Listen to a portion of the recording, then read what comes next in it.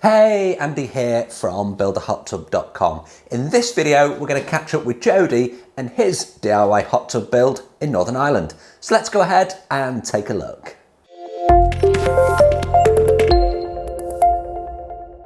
Okay, so on the last video, the last update that we had on Jody's build, we left him with a big hole for his swimming pool and a hole for his hot tub, and the footings were in, so he was ready to actually start pouring those walls for firstly his pool, and then secondly he'll pour the walls for his hot tub. So before we get on to take a look at that, good point in the video to say don't forget to subscribe to the channel.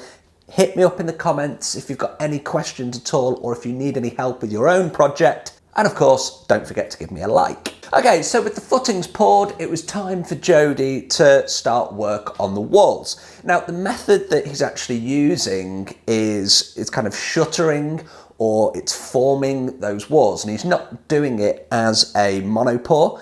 As you can see behind me, they're actually pouring the wall in sections. So those shuttering sheets that you can see, they form up the area, they secure them in place, they pour a section of the wall, they let it cure, then they move along and they do the same again. So it's actually being created in sections. In this video next to me here, you can see them actually pouring the concrete into that shuttered form. Noise that you can actually hear is them vibrating it as well, and that's just to make sure that the air comes out of that concrete and the concrete gets all the way down to the bottom of those forms. So it's a pretty straightforward process. The fact that they're using a machine is no different from the process that you would do if you were doing this by hand. It's just on a much larger scale, given that it's a pool.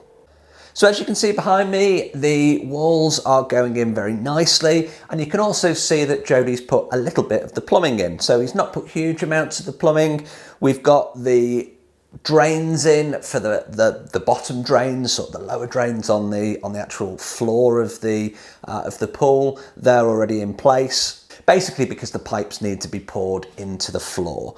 He's also put his skimmers and he's put pipes through the walls so that he's ready to then add the hot water returns into those when it's time for the plumbing. So it's much easier if there's a hole already there to actually put the pipe in and then seal around it. Obviously you don't get quite as good a seal as if you pour the final pipe, but they've just left a hole in the wall and they're going to fill that afterwards.